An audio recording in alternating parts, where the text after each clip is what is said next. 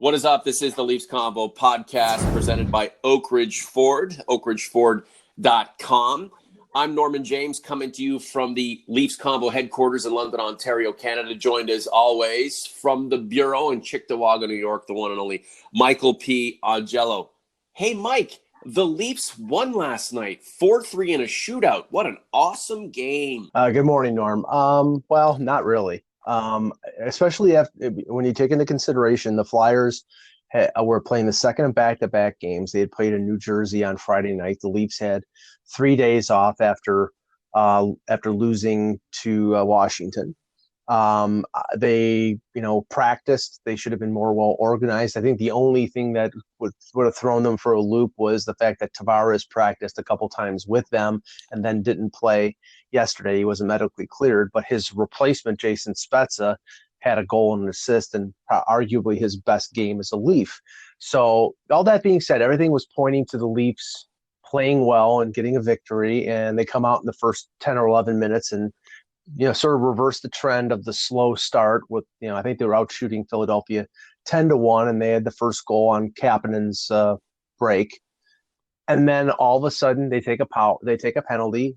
Philly negates all their good progress. And for the rest of the game, I thought that they were the lesser of the two teams, and that shouldn't have been the case, but it was. What do you pin that on right now, Mike? I don't know. I mean, that's the thing. I mean, I think Babcock was sort of questioning what was going on. I mean, I know that, they didn't seem to really get back in the swing of things after the penalties they took. They took 3 penalties in the second period. The second Spezza penalty resulted in the Giroux goal. I mean, they gave the Flyers 6 power plays, one of them being in overtime. This team, a team that plays with such lack of aggressiveness should not be taking a lot of these ticky-tack calls. It's all stick slashes and trips and hooks, and it's unacceptable, especially the fact that their penalty killing is not as good this year as it was last year. I mean, we know that guys like Connor Brown had to go because of his salary, and Ron Hainsey because of what he was going to look for in terms of money. Their replacements, Zach Hyman is hurt. Mitch Marner, I don't know how well suited he is for the penalty kill, but I think he's a good defensive forward, so they use him. Muzzin was out, and so they were using Morgan Riley and Cody Ceci as the top defensive pairing. I mean, all these things contribute, and it just didn't seem like after the penalties they really got back on the positive track, and that's something that's unacceptable. Do you feel, Mike, like this team, for as many issues as it has and many pluses that are yet to be unearthed, is still finding its way, and that despite the hiccups and the inconsistent play and the rabid anxiety the fan base is ginning up right now, all will be well in time?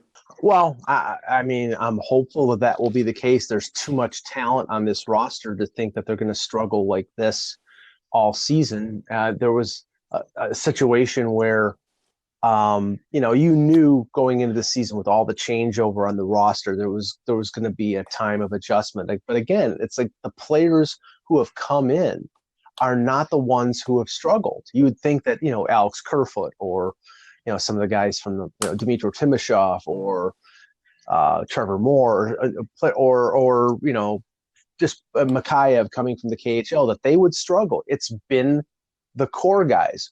Morgan Riley has not been as good as he was last year. Marner has been up and down. He had a good game yesterday. William Nylander is not playing well. I don't care what anybody says. I don't think he's playing well. And Austin Matthews hasn't really, he's scoring goals, but again, he's got to be a two-way forward, like the type of player he says he wants to be, like a Kopitar, like a Taves. Mm-hmm. Defensively, he has not been that this year, and I realize he's 22 years old and he's learning, but they need him to be that player now, and he has not been. And you could feel the absence of John Tavares. They need him back badly. Getting back John Tavares and Zach Hyman and Jake Muzzin will be huge for this team. for as many individual stars as this team has, I think collectively they're better.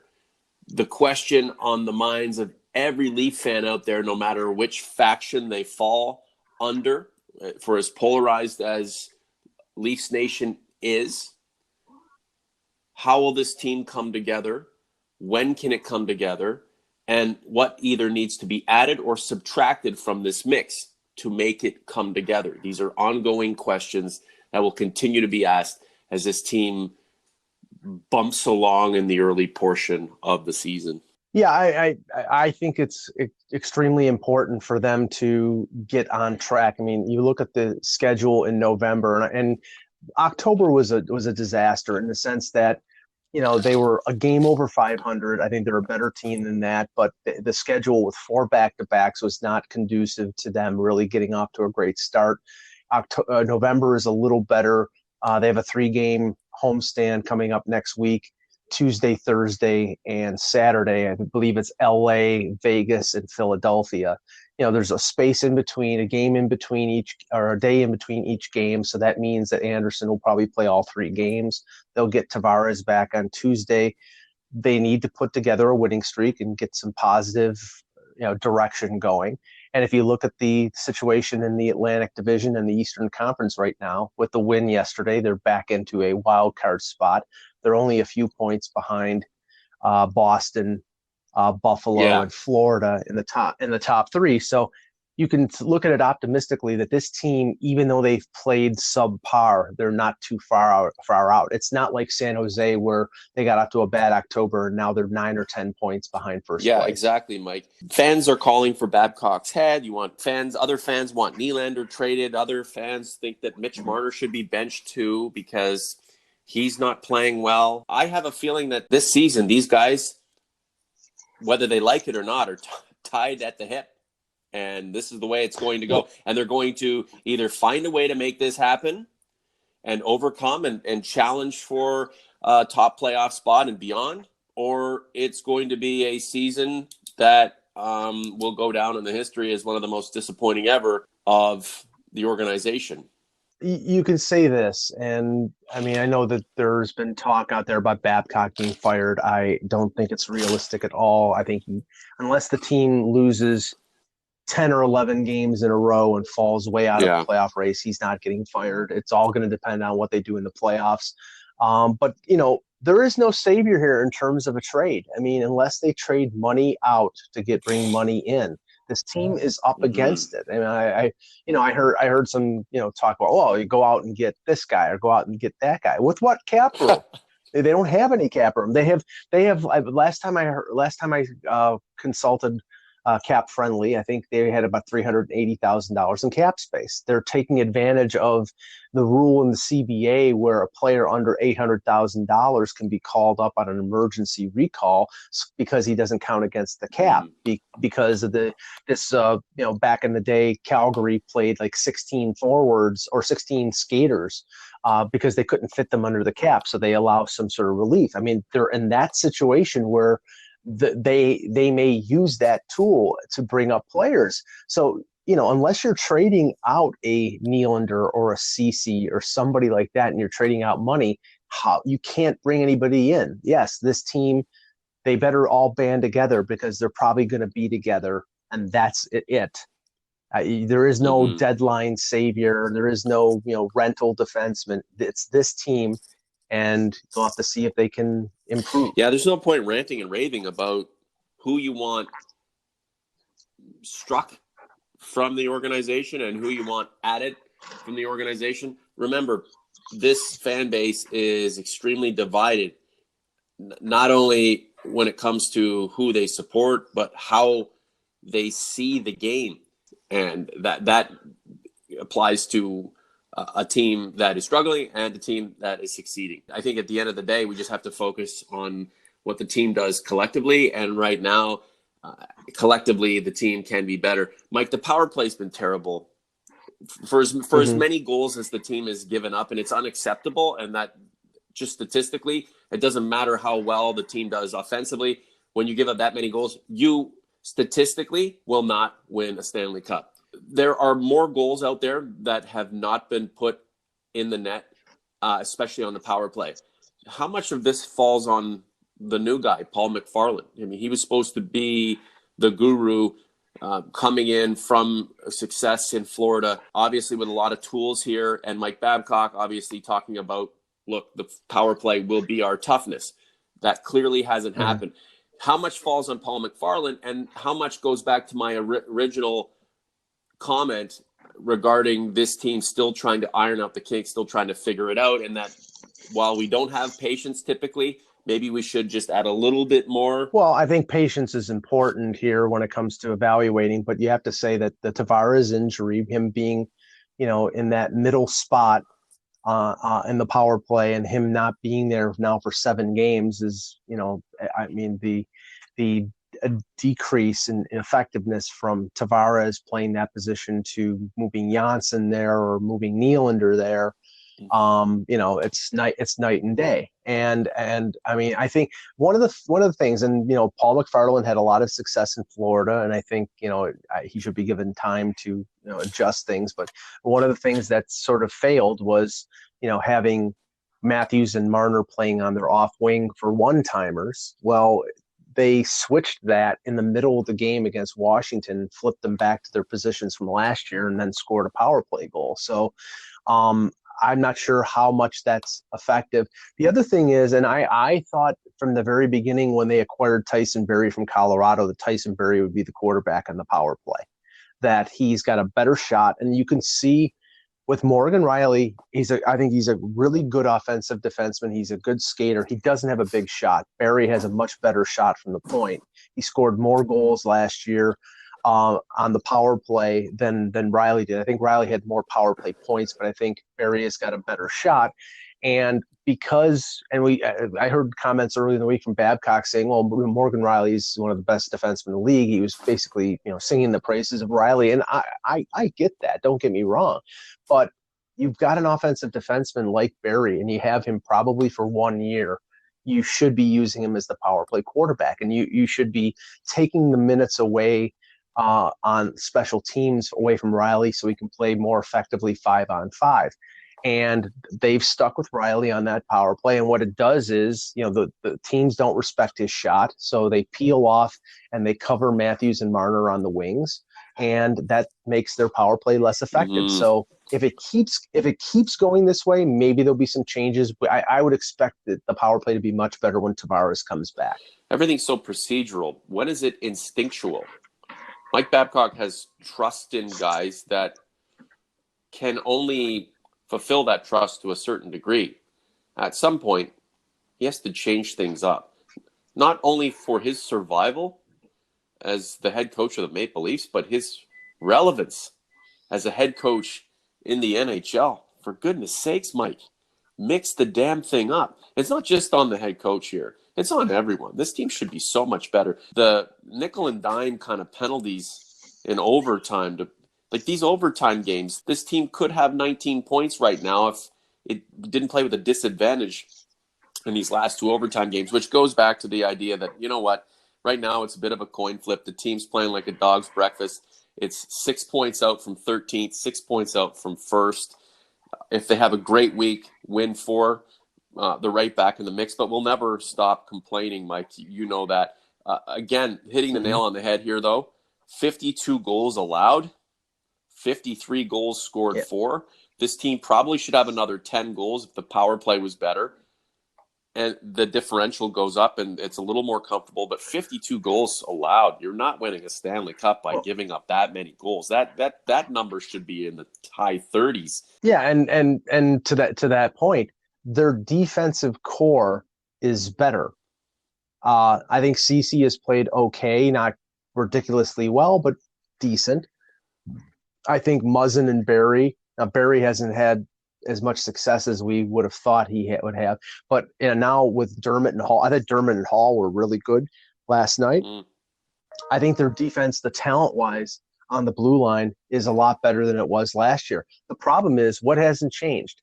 Their forwards do not pay the price in the zone. I talked to Russ Cohen, my buddy, who I do the Buzzcast with, and he was at the game last night. And he says there's no buy-in, there's no structure when it comes to the Leafs in their own zone. They're totally reliant on their offensive ability being a threat to the other team to prevent them from sort of pinching down and doing those things, because their speed and their ability to counterattack, is something that other teams have to factor. But that's not structure.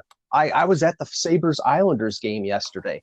The Islanders scored a goal in the first period from Derek Brassard and then shut the Sabres down, suffocated them for 55 minutes.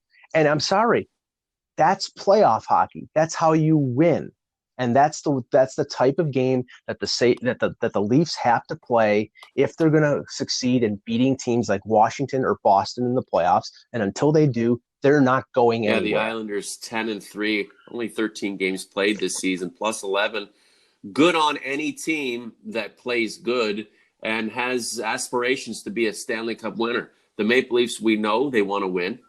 There's just this cloud hanging over the organization right now. Yes, many think it's Mike Babcock, but I don't know. What is the head coach being replaced going to do? Well, finally, we have somebody we like. We're going to play now. That's breach of contract. You shouldn't be a professional if that's the case. Go out and bust your ass no matter the occasion. Just a few comments before we get out of here, Michael. Mm-hmm. My buddy Rock Metal Fiend from the Maritimes. What in the blue hell is going on with this team? War Daddy Freddie put on a clinic on why he is the best goalie in the world. No Babs comment this week. I need rest. Cole Kim, good games for Cappy and Spezza. Anderson played awesome. It was nice to see Jason Spezza do his thing, Mike. We are pro Spezza on this podcast. We're pro Maple Leafs on this podcast. But that goal, countering a Philadelphia goal in the shootout, the big long stick, nice little move, bringing it back to Spezza in the early 2000s when he was playing with the Ottawa Senators, making the Maple Leafs look like fools. And obviously a goal in the game too. Nice stuff. And I learned this from Russ because he's at Flyers games a lot. Spezza's always loved playing in that building. He scored his first NHL goal in Philadelphia, and he's always traditionally played well against the Flyers. So, his effort the one thing I did say is, I know he had an assist on the Kapanen goal, but after taking 2 minor penalties, I was worried about him being put in witness protection, because basically, Babcock, he'd be looking for one negative thing to sort of sit him down. But he was arguably one of the Leafs' best forwards. He had a goal and assist. He scored in the shootout. They would not have won the game without him. Yeah, and I think it would merit more playing time for him. But I'm not sure if that's the case. But yeah, I think they need to maximize their use of Spezza. Maybe he's not an 82 game player because he's 36 years old, but I definitely think he can contribute more. And in the shootout, Mike, he's a nifty mitted guy. I know he was down the line scoring that goal.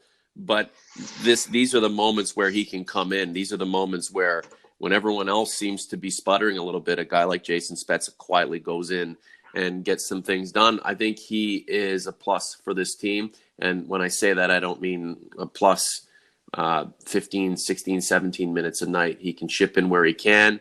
That's all he really wants to do as his career winds down. Just a few more comments, Mike, and then I'll let you get on with your day. Kai Young, everybody's saying how great everybody is, and the Leafs barely beat Philly. Lamb not. How much longer until Dermott is ready to play with Riley? That is a thought, but I know that a lot of people assign Riley's struggles to playing with Ceci. I don't. I think Riley is not playing as well defensively as he has in the past. Now, maybe he had that safety blanket or security blanket that of Hainsey, and he was able to step in more, and maybe he has to adjust his game a little bit. But a good defenseman like Riley should be able to do that. I think that it's going to maintain being Riley and Ceci unless Dermott plays really well. And the thing is, Dermott would have to switch from left side to right, and that's even though he's played right defense with Erie and he played it with the Marlies, that is a big switch. And putting him up there,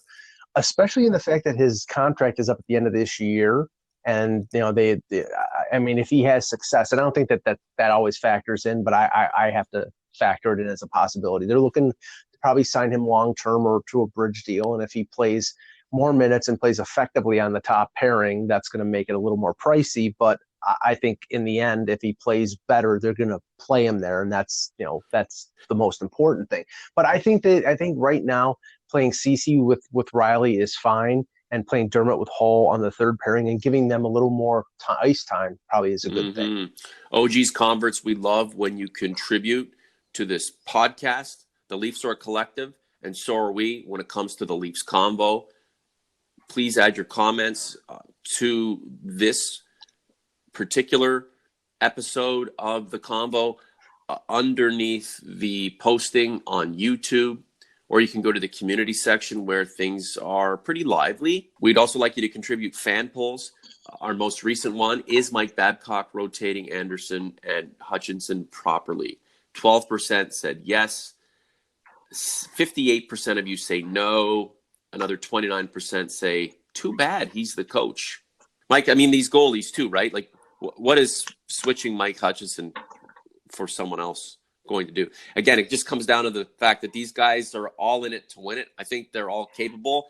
It's been a rough first month, but let's see what these guys can do going forward. And just, I don't have to sing Kumbaya, but just tighten your damn skates. Get your helmets screwed on straight, go out and play some hockey, win some games, get back into the mix, and I think everybody will calm down a little bit. One more to go, or two more. TML Life, it's been a mess all season long. I tweeted out. Yeah, I actually tweeted, man, Leafs Twitter was a mess last night, and he said it's been a mess all season long, which is true. Robert James, longtime listener of the podcast. There are more articles and blogs now written about the Leafs team being built on a false promise that you can build a balanced cup-winning team with 50% cap to 4 forwards. Not enough left for decent defense, backup role players. What's your take, Mike? And we'll end it with that. I agree. I don't think that you can spend 50% on 4 forwards unless the 4 forwards are playing, 50, or providing 50% of the offense and playing, so well that it carries it, it floats all the other boats. And that, I think right now Tavares is hurt, so that's a valid excuse for him not contributing right now.